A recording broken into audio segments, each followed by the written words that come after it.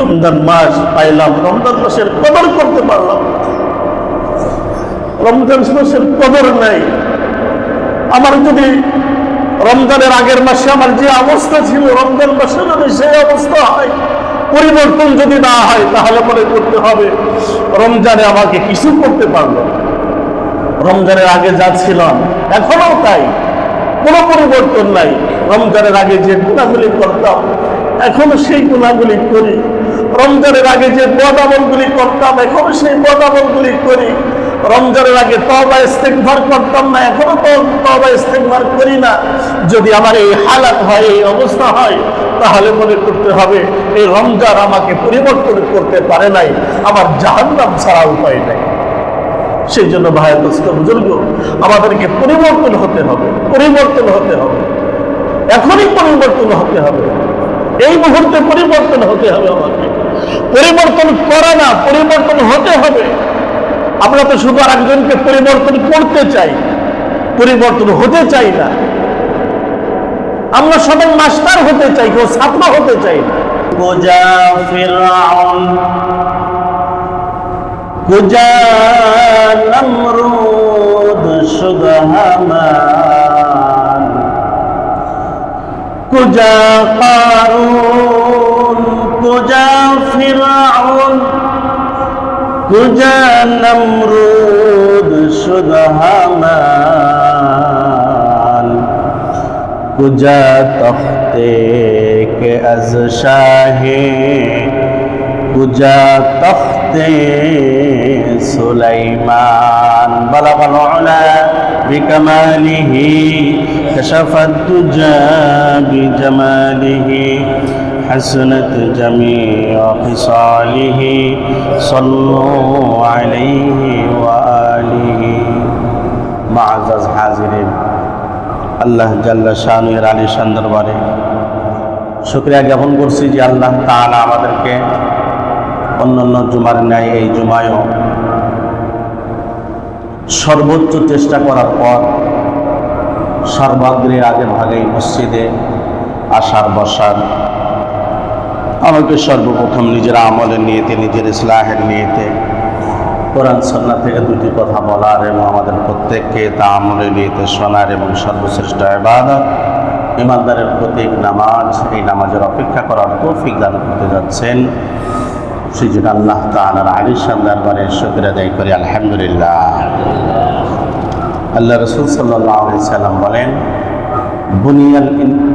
বুনিয়াল ইসলামু আলা খামসিন, ইসলামের খুঁটি পাঁচটি।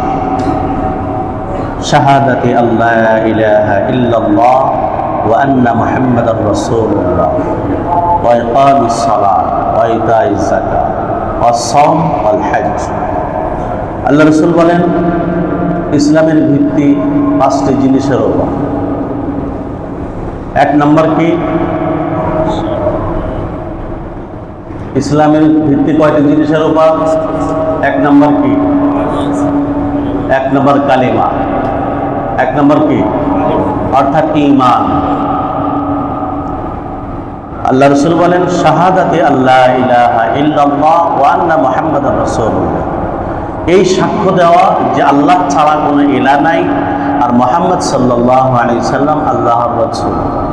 এটা হচ্ছে ঈমান, যাকে বলা হয় কালিমা বলা হয়। তাহলে ইসলামের ভিত্তি কয়টি জিনিসের উপর? আমরা মুসলমানরা অনেকেই জানি না, কিন্তু পাঁচজন নায়ক নায়িকা গায়িকার নাম যদি বলতে বলা হয় আরো বেশি পারবে, তাও তো পাঁচজন না 15 জনের নাম জানে। তাহলে ইসলামের ভিত্তি পাঁচটি জিনিসের উপর। এক নম্বর কালিমা, দুই নম্বর নামাজ, তারপরে যাকাত, রোজা, হজ। এই পাঁচটি হচ্ছে ইসলামের খুঁটি, বুনিয়াদ। এই পাঁচটি খুঁটির একটি খুঁটি যদি না থাকে, তাহলে ইসলামের যে তাবু আছে তাবুটা এক সাইড নিচু হয়ে যায়। ইসলামের তাবুটা যদি, ইসলামের ঘরটা সঠিক মতো তুলে ধরতে হয়, মজবুত রাখতে হয়, তাহলে এই পাঁচটি খুঁটির খুবই আবশ্যক। আমাদের রমজান মাস চলছে, আজকে রোজা গেল কয়টা? 16টা রোজা, 16ই রমজান, কত বড় দামি মাস। প্রথম জুমায় বলেছিলাম যে এই মাস পাওয়ার পরেও যদি বেশি বেশি তওবা ইস্তেগফার, বেশি বেশি ইবাদত বন্দেগী করে আল্লাহর কাছ থেকে গুনাহ মাফ করিয়ে না নিতে পারি, তাহলে আল্লাহ তাআলা কি বলেছেন, এরকম বান্দা কি হয়ে যাক, ধ্বংস হয়ে যাক। আল্লাহ রাসূল কি বলেছেন, আমিন বলেছেন, যে আল্লাহ কবুল করো। আমরা প্রত্যেকেই নিজের হিসাব নিজে করতে পারি যে আমার নেক আমল কি পরিমাণ আছে, আমার গুনাহ কি পরিমাণ আছে। আমি যেভাবে আল্লাহ তাআলার কাছে তওবা করি, এইভাবে তওবা করলে তওবা কবুল হবে কিনা আমরা প্রত্যেকে বুঝতে পারবো। প্রত্যেকের বুকে হাত দিলে বুঝতে পারবো যে আমি জান্নাতে যাওয়ার উপযুক্ত না জাহান্নামে যাওয়ার উপযুক্ত, প্রত্যেকেই বুঝতে পারবো। এখন তো আমরা নিজেরা নিজেদের হিসাব না করে আমরা আরেকজনের হিসাব করি যে তুই জাহান্নামী, তুই অমক, তুই অমক। সেই জন্য ওমর রাদিয়াল্লাহু তাআলা আনহুর মতো নিজেকে ছোট মনে করতে হবে, সবসময় তুচ্ছ, যে না আমার জান্নাতে যাওয়ার কোনো চারা নাই, কোনো ব্যবস্থা নাই। আল্লাহ আমি তো জাহান্নামের লাকড়ি হয়ে গিয়েছি, জাহান্নামের জ্বালানি হয়ে গিয়েছে। আল্লাহ জাহান্নাম থেকে তুমি আমাকে উদ্ধার করো। যার ভিতরে এই আতঙ্ক থাকবে তার চোখ দিয়েই তো পানি বের হবে, তার ভিতরেই তো আল্লাহ তাআলার ভয় থাকবে। আর যার ভিতরে এই আতঙ্ক নেই, জাহান্নামের আতঙ্ক নেই, মনে করে যে চালচালায় জান্নাতে চলে যাবো, এই আশায় বসে আছে, তার চোখ দিয়ে পানি পড়বে কেন? সে আল্লাহর কাছে রোনার জারি করবে কেন? তওবা ইস্তেগফার করবে কেন? সেই জন্য আল্লাহ রাসূল দোয়া করতেন, আল্লাহুম্মা জাআলনি ফি আইনি সগীরা ওয়া ফি আ'য়ুনিন নাসি কাবীরা। তিরমিজি শরীফের হাদিস।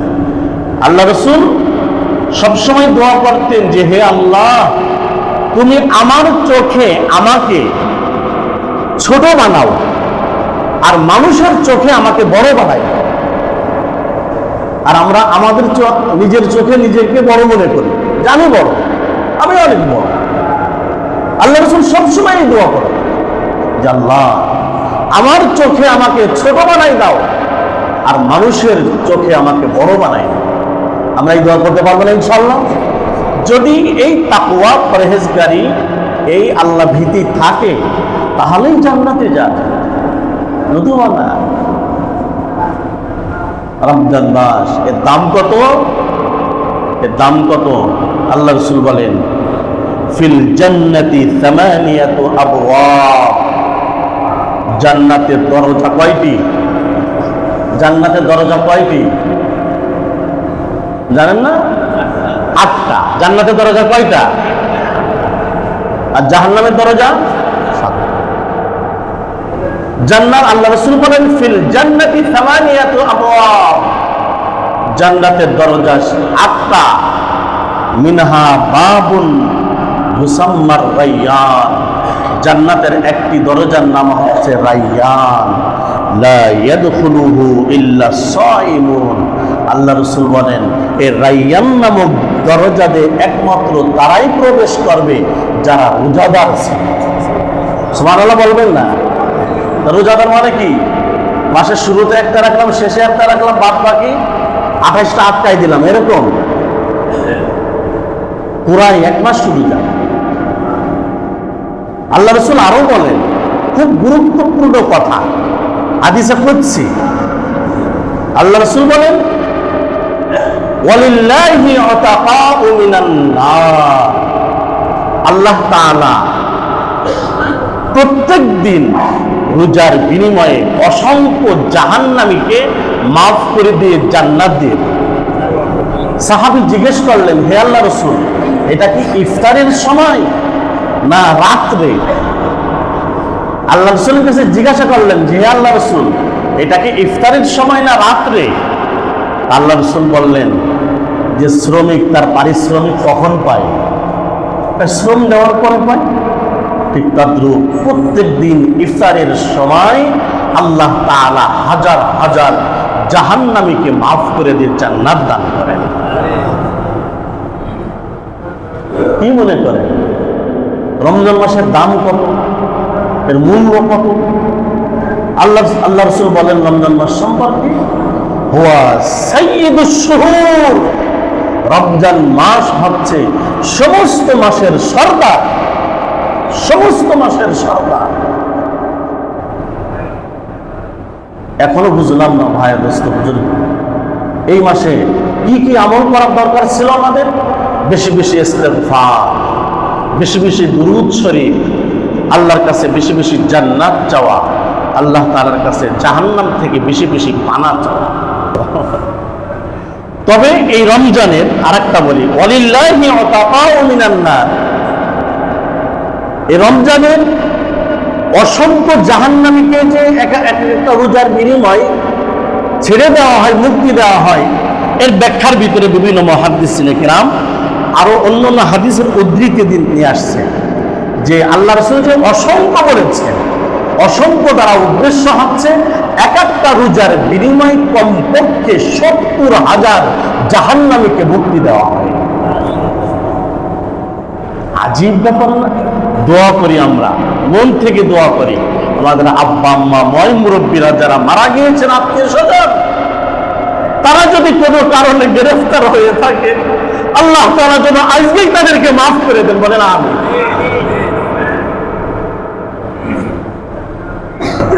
রমজান মাস পাইলাম, রমজান মাসের কদর করতে পারলাম, রমজান মাসের কদর নাই। আমার যদি রমজানের আগের মাসে আমার যে অবস্থা ছিল, রমজান মাসে যদি সেই অবস্থা হয়, পরিবর্তন যদি না হয়, তাহলে মনে করতে হবে রমজানে আমাকে কিছু করতে পারলো। রমজানের আগে যা ছিলাম এখনো তাই, কোনো পরিবর্তন নাই। রমজানের আগে যে গুনাহগুলি করতাম এখনো সেই গুনাহগুলি করি, রমজানের আগে যে বদ আমলগুলি করতাম এখনো সেই বদ আমলগুলি করি, রমজানের আগে তওবা ইস্তেগফার করতাম না, এখনো তওবা ইস্তেগফার করি না। যদি আমার এই হালাত হয়, এই অবস্থা হয়, তাহলে মনে করতে হবে এই রমজান আমাকে পরিবর্তন করতে পারে নাই, আমার জাহান্নাম ছাড়া উপায় নাই। সেই জন্য ভাই দোস্ত বুজুর্গ, আমাদেরকে পরিবর্তন হতে হবে, পরিবর্তন হতে হবে, এখনই পরিবর্তন হতে হবে, এই মুহূর্তে পরিবর্তন হতে হবে। আমাকে পরিবর্তন করা না, পরিবর্তন হতে হবে। আমরা তো শুধু আর একজনকে পরিবর্তন করতে চাই, পরিবর্তন হতে চাই না। আমরা সবাই মাস্টার হতে চাই, কেউ ছাত্র হতে চাই না, সবাই মাস্টার হতে চাই, আর একজনকে বোঝানোর চেষ্টা করি, কিন্তু আমার নিজের ভিতরে কত গুনাহ আছে, কত পঙ্কিলতা আছে, কত গন্ডগি আছে, এগুলি পরিষ্কার করতেছি না। সেই জন্য ভাই দোস্ত বুজুর্গ, আমরা পরিষ্কার হয়ে যাই, আমরা পরিবর্তন হয়ে যাই এই রমজান মাসে। আল্লাহ তাআলা আমাদেরকে আজকের দিনের ভিতরেই আমাদেরকে পূর্ণ পরিবর্তন হওয়ার তৌফিক দান করুন, সবাই বলে আমিন। আমি যে আয়াতে কারিমা পাঠ করেছি সূরা তাওবার 34 এবং 35 নম্বর আয়াত আমি পাঠ করেছি, বুখারী শরীফের 1403 নম্বর হাদিস আমি পাঠ করেছি। আজকে আমার আলোচ্য বিষয় যাকাত, সাদকাতুল ফিতর এবং ইতিকাফ। ইনশাআল্লাহ সংক্ষেপে শেষ করে ফেলব। যাকাত, যাকাত কাকে বলে? যাকাতের আবিধানিক অর্থ হচ্ছে পবিত্রতা, পরিচ্ছন্নতা, পরিষ্কার পরিচ্ছন্নতা। এর পারিভাষিক অর্থ হচ্ছে আল্লাহ তাআলার সন্তুষ্টির উদ্দেশ্যে নিসাব পরিমাণ ধন সম্পদ হলে বৎসরান্তে আল্লাহ সন্তুষ্টির উদ্দেশ্যে গরিব অসহায়দেরকে যা দান করা হয় তাকে যাকাত বলা হয়।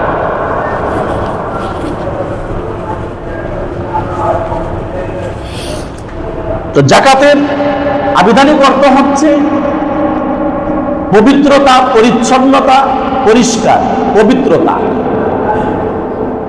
কেন এর অর্থ কেন?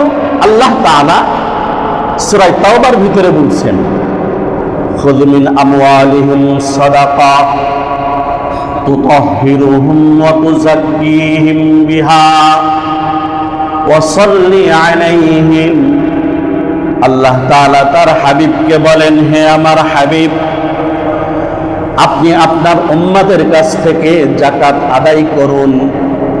তাহলে এই যাকাত আপনার উম্মত যে আদায় করলো, আপনার উম্মত যাকাত আদায় করার কারণে আপনার উম্মত নিজে পরিশুদ্ধ হয়ে গেল এবং আপনার উম্মতের যে বাকি সম্পদ আছে এই বাকি সম্পদগুলি পবিত্র হয়ে গেল। সূরা তাওবা। তাহলে যাকাত, সঠিক মতো যাকাত দিলে আমার ধন সম্পদ কি হয়ে যায়? পবিত্র হয়ে যায়। শুধু ধন সম্পদ পবিত্র না, আল্লাহ তাআলা বলছেন অতুযাক্কিহিম বিহা, এবং এই যাকাতের মাধ্যমে আল্লাহ তাআলা ওই ব্যক্তিকেও পরিশুদ্ধ করে ফেলেন। সুবহানাল্লাহ। যাকাত কি পরিমাণ সম্পদ হলে যাকাত হয়? কার উপর যাকাত ফরজ হয়? আমাদের দেশে নামাজ, হজ এই ব্যাপারে আলোচনা হয়, প্রচুর আলোচনা হয়, কিন্তু যাকাতের আলোচনা ওইরকম প্রচুর হয় না। প্রচুর আলোচনা না হওয়ার কারণে যাকাত সঠিক মতো আদায় হয় না। যাকাত সঠিক মতো আদায় না হওয়ার কারণে আল্লাহ রাসূল বলেন, ওই যে ভূমিকম্পের সময় বলেছিলাম 15টি অপরাধের কারণে ভূমিকম্প হয়, তার ভিতরে একটা অপরাধ আছে, যাকাত ঠিক মতো আদায় না করার কারণে ভূমিকম্প হয়, ভূমিধস হয়। নামাজের আলোচনা যে পরিমাণ হয়, যাকাতের আলোচনা সে পরিমাণ হয় না। ভাই ও দোস্ত বুজুর্গ, আল্লাহ তাআলা কোরআনুল কারীমের ভিতরে যত জায়গায় বলেছেন ওয়াকিমুস সালাহ, তত জায়গায় বলেছেন ওয়াতুজ যাকাত, তোমরা নামাজ কায়েম করো এবং যাকাত আদায় করো, দুইটাই পাশাপাশি বলেছেন আল্লাহ। তাহলে নামাজের যেরকম গুরুত্ব, যাকাতেরও সেই রকম গুরুত্ব। আল্লাহ তাআলা এইভাবে ওয়াকিমুস সালাহ ওয়া আতুজ যাকাত, এইভাবে আল্লাহ তাআলা 80 জায়গায় বলেছেন, 82 জায়গায় বলেছেন ডাইরেক্ট, ইনডাইরেক্ট আল্লাহ তাআলা 120 জায়গায় বলেছেন। নামাজের পাশাপাশি যাকাতের কথা বলেছেন। শুধু তাই নাই, আল্লাহ তাআলা স্বতন্ত্রভাবে 19টা সূরার ভিতরে আল্লাহ তাআলা যাকাতের আলোচনা করেছেন। আল্লাহ তাআলা সূরা তাওবার 34-35 নম্বর আয়াত এবং 75-76 নম্বর আয়াতের ভিতরে আলোচনা করেছেন যাকাতের। আল্লাহ তাআলা বলেন, যাকাত কাদের উপর ফরজ হয় তোমরা কি জানো? আমার হাবিবের কাছ থেকে শুনে নাও। যাকাত ফরজ হতে হলে 1 নম্বর শর্ত হচ্ছে তাকে মুসলমান হতে হবে। কি হতে হবে? মুসলমান হতে হবে। 2 নম্বর তাকে বালেগ হতে হবে, প্রাপ্ত বয়স্ক হতে হবে। 3 নম্বর তাকে আকেল হতে হবে, পাগল হলে হবে না। পাগলের যদি কোটি কোটি টাকা থাকে, পাগলের উপর যাকাত ফরজ না, যেরকম পাগলের উপর নামাজ ফরজ না, পাগলের উপর যেরকম হজ ফরজ না। 4 নম্বর হচ্ছে আমার যে সম্পদ আছে এই সম্পদটা হালাল হতে হবে। 5 নম্বর হচ্ছে আমার যে সম্পদ আছে এই সম্পদের অধিকাংশ সম্পদের বয়স 1 বছরে অতিক্রম হতে হবে। বছরের শুরুতে আমার নিসাব পরিমাণ সম্পদ ছিল, বছরের মাঝখানে ছিল না কিন্তু শেষে ছিল, যাকাত ফরজ হবে।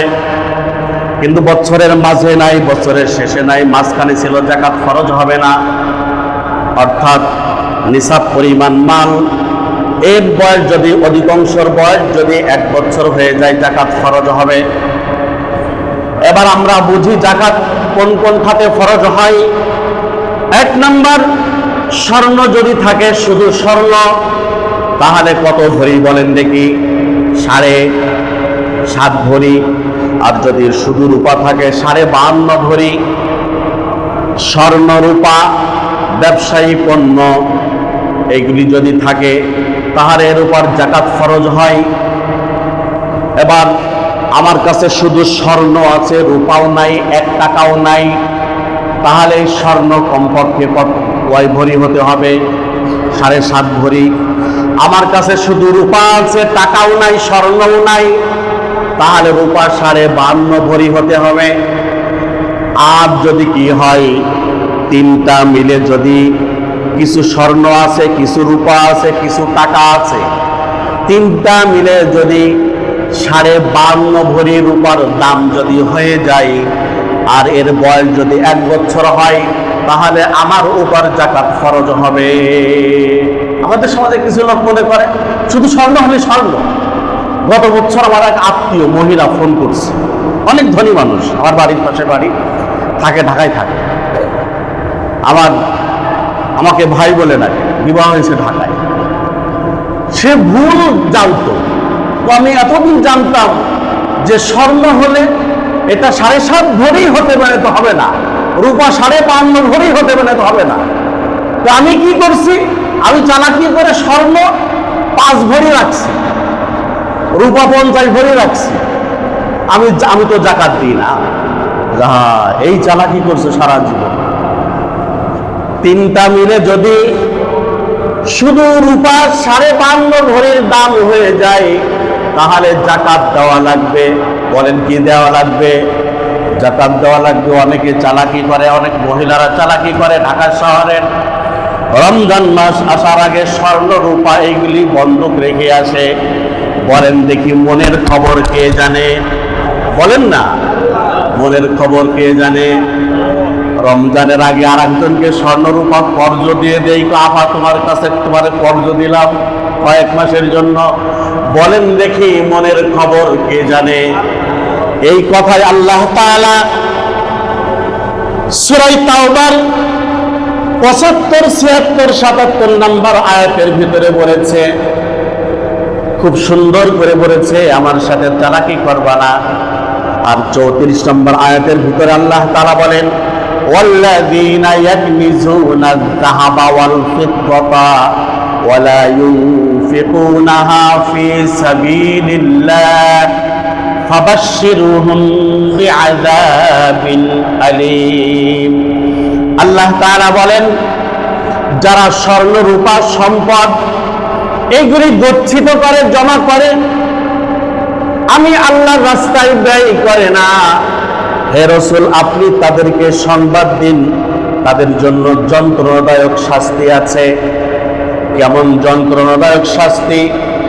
যারা ধন সম্পদের যাকাত দেয় না, এটা টাকা হোক, স্বর্ণ হোক, রূপা হোক, ব্যবসায়ী পণ্য হোক, যারা ঠিক মতো যাকাত দেয় না, আল্লাহ তাআলা সূরা তাওবার 35 নম্বর আয়াতের ভিতরে বলেন, ইয়াউমা ইউহমা আলাইহা ফি নারি জাহান্নাম।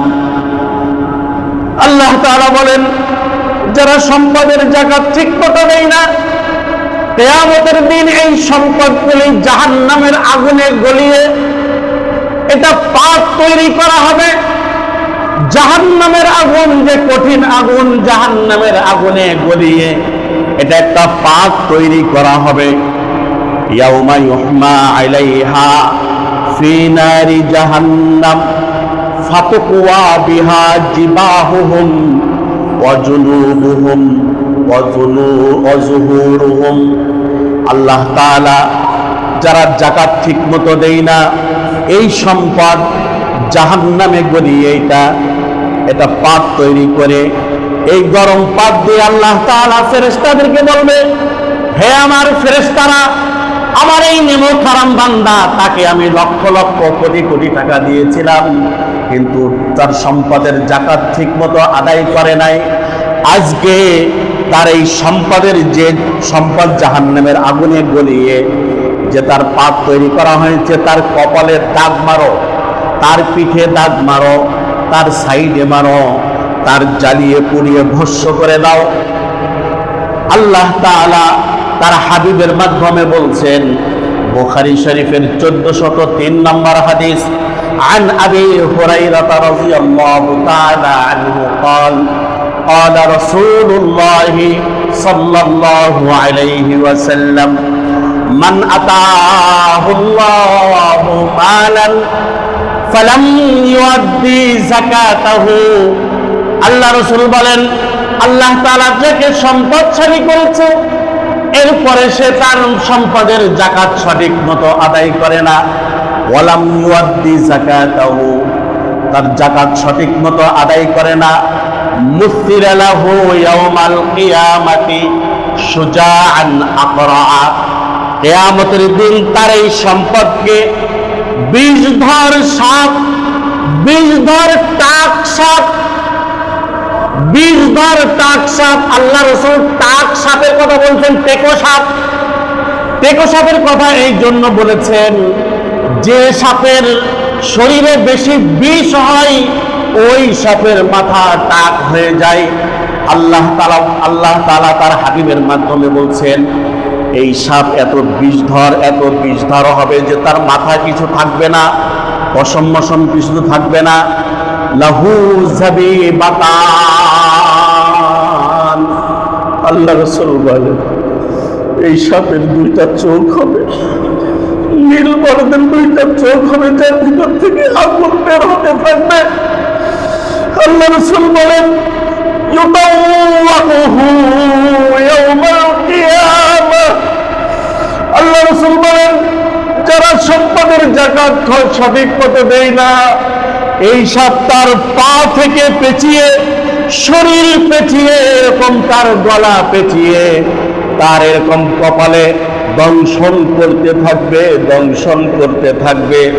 আর এই সাপ বলতে থাকবে, আনা মালুকা আনা কানজুকা, আমি তোমার মাল, আমি তোমার সম্পদ, আমি তোমার গচ্ছিত সম্পদ। তুমি দুনিয়ায় থাকতে এই মালের যাকাত তুমি ঠিক মতো দাও নাই, আল্লাহ তাআলা আমাকে তোমার জন্য নিযুক্ত করেছেন। কিয়ামত থেকে নিয়ে একেবারে জাহান্নামে যতদিন থাকবে ততদিন পর্যন্ত আমি দংশন করতে থাকব। বুখারী শরীফের কত নম্বর হাদিস? 1403 নম্বর হাদিস। দেখে নেন যে এই যাকাত না দেওয়ারই ভয়াবহতা। যাকাত, আমাদের দেশে যাকাত সঠিক মতো আদায় হয় না। ভাই দোস্ত বুজুর্গ, একটা সেলফির জন্য, একটা ফটোর জন্য দুইটা শাড়ি, দুইটা লুঙ্গি দিয়েই আপনি কি আপনার যাকাত আদায় করে ফেললেন? না, এরকম করেন না। যাকাত কার সন্তুষ্টির জন্য দিতে হবে বলেন দেখে? কেন আমার বাড়িতে যাকাতের জন্য লাইন ধরবে? আমার তো উচিত ছিল যারা যাকাত প্রাপ্য তাদের কাছে পৌঁছাই দেওয়ার। আমার বাড়িতে কেন লাইন ধরবে? লাইন ধরার পর পদদলিত হয়ে 1 থেকে 5 জন মারা যাবে, সাংবাদিকরা এসে ফটো তুলবে, ভিডিও করবে, এবার আমার নাম পত্রিকায় চলে আসবে, অমুক কোটিপতির কাছে যাকাত আনতে যে পদদলিত হয়ে 5 জন ইন্তেকাল ফরমায়াছেন। সবাই বলেন ইন্না লিল্লাহ। কেন এইগুলি কেন? ইসলামপুর লেখা থাকে, এখানে যাকাতের শাড়ি পাওয়া যায়। কেন যাকাতের জন্য আলাদা শাড়ি? কেন যাকাতের শাড়ি কি ফ্যাক্টরি কি আলাদা? জাকাতের লুঙ্গির ফ্যাক্টরি কি আলাদা? যাকাত যদি আপনি কাপড় দিয়ে যদি যাকাত দেন, তাহলে ভালো কাপড় দিয়ে আপনাকে যাকাত দিতে হবে। সেই জন্য ইনশাআল্লাহ আমরা নিয়ত করি, যাদের উপর যাকাত ফরজ হয়েছে সঠিকভাবে একেবারে মেপে পরিমাণ মতো যতটুকু পাবে গরিব অসহায় ততটুকু দেবো ইনশাআল্লাহ। বলেন ইনশাআল্লাহ। ফিতরা যাদের উপর ওয়াজিব হয়েছে ফিতরা দেব ইনশাআল্লাহ। এবার বলেন দেখি ফিতরার সর্বনিম্ন পরিমাণ এই বছর কত আর সর্বোচ্চ পরিমাণ কত? 2805 টাকা। কিন্তু 2805 টাকা দেবে না কেউ, অধিকাংশই দেবে 110 টাকা। কিন্তু আল্লাহ রসুলের জামানায় হাদিসের ভিতরে আছে সাহাবাই কেরাম এইভাবেই দিতেন সাদকাতুল ফিতর, এইভাবেই দিতেন। আবু দাউদ শরীফের হাদিস, কুন্না নুখরিজু যাকাতাল ফিতরি সাআন মিন তাআমিন।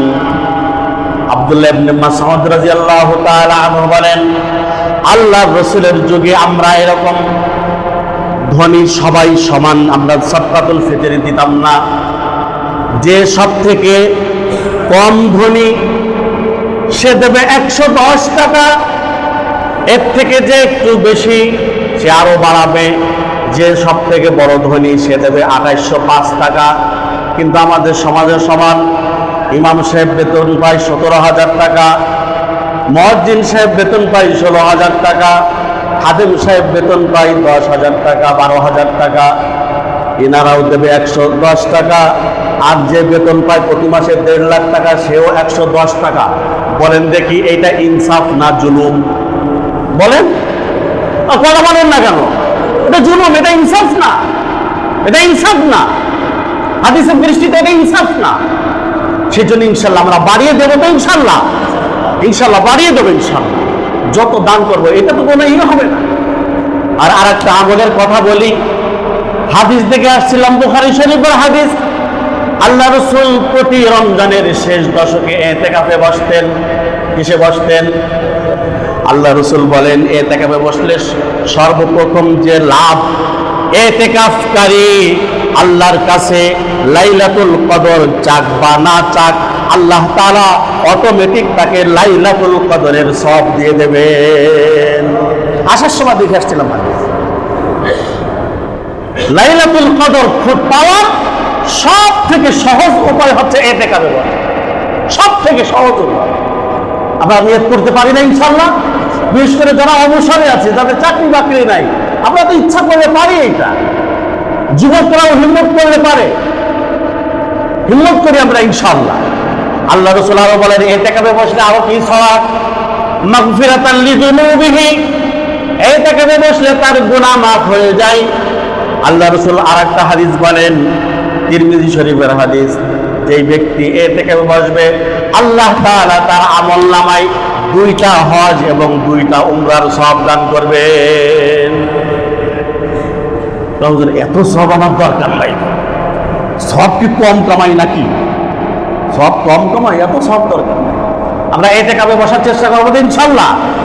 অন্য অন্য মসজিদে কিন্তু প্রতিযোগিতা হয়, 10 জন 20 জন এরকম। মসজিদ কমিটি হিমশিম খায় তাদের জায়গা দিতে। আর আমাদের এখানে কত রকমের তাশকিল করা লাগে, কত রকমের পাম্প করতে দিয়ে বানানো লাগে। সেদিন ইনশাআল্লাহ নিয়ত করেন না, ইনশাআল্লাহ হিম্মত করলে হয়ে যায়, হিম্মত করলে হয়ে যায়। আল্লাহ তাআলা তৌফিক দান করেন, সবাই বলে আমিন। আমরা যেন রোজার হক আদায় করতে পারি এবং যাকাতের হক আদায় করতে পারি, সাদকাতুল ফিতরের হক আদায় করতে পারি, ইতিকাফের হক আদায় করতে পারি। আর রমজানের শেষ দশকে আল্লাহ রাসূল কি করতেন? আম্মা জান আয়েশা সিদ্দিকা রাদিয়াল্লাহু তাআলা আনহা বলেন যে আল্লাহ রাসূল রমজানের শেষ দশকে কোমর বেঁধে নামতেন। কোমর বেঁধে মানে গামছাতে কোমর বাঁধতেন তা না। আল্লাহ রাসূল পরিবার ছেড়ে ইবাদত বন্দিগিতে এমনভাবে লিপ্ত হতেন এবং তার পরিবারের লোকদেরকে এমনভাবে জাগ্রত করতেন শেষ দশকে যে তোমরা বেশি বেশি করে ইবাদত বন্দিগি করো, বেশি বেশি তওবা ইস্তেগফার করো। আল্লাহ তাআলা শেষ দশকে লাইলাতুল কদর রেখেছেন, তোমরা বেশি বেশি লাইলাতুল কদর আল্লাহ তাআলার কাছে চাও। আল্লাহ তাআলা আমাদেরকে লাইলাতুল কদর তালাশ করার তৌফিক দান করুন, সবাই বলে আমিন। আমরা তো শুধু 27-এ লাইলাতুল কদর খুঁজি নাকি? লাইলাতুল কদরের নামাজ পড়তে আসবো কবে? 27 জানেন না? 27-এ লাইলাতুল কদর। 27-এ কেন? আল্লাহ রাসূল বেজোড় রাত্রিতে খুঁজতে বলেছে, বুখারী শরীফের হাদিস। তাহাররু লাইলাতুল কদরি ফিল ভিতরি মিনাল আশরিল আওয়াখিরি মির রমাযান। আল্লাহ রাসূল বলেন তোমরা লাইলাতুল কদর খোঁজো রমজান মাসের শেষ দশকের বেজোড় রাত্রিতে। ইনশাআল্লাহ ইনশাআল্লাহ ইনশাআল্লাহ বলেন ইনশাআল্লাহ। আল্লাহ তাআলা আমাদেরকে এই রমজান মাসেই যেন আল্লাহ তাআলার কাছ থেকে গুনাহ মাফ করিয়ে নিতে পারে। আল্লাহ তাআলা যেন আমাদেরকে মাফ করে দেন, সবাই বলে আমিন। কি রোজা রেখে না রোজা না রেখে, নামাজ পড়ে না নামাজ না পড়ে, আর রমজান মাসেও মানুষ নামাজ পড়ে না। আমি আশ্চর্য হয়ে যাই। রমজান মাসে সুতাম দেহের অধিকারী রোজা রাখে না। রমজান মাস আসলেই ব্যায়াম শুরু হয়, পেটে ব্যথা, গ্যাস্ট্রিক, কোমরে ব্যথা, অমুক ব্যথা, তমুক ব্যথা, এই ব্যায়াম শুরু হয় রমজান মাস আসলে। রমজানের আগে আর কয় নাই যে আমার গ্যাস্ট্রিক আছে। যত গ্যাস্ট্রিক সব রমজান মাস আসে। ইনশাল্লাহ রোজা রাখবে ইনশাল্লাহ। আল্লাহ তাআলা কবুল ও মঞ্জুর করেছে বলে আমিন। আখিরু দাওয়ানা আলহামদুলিল্লাহি রাব্বিল আলামিন।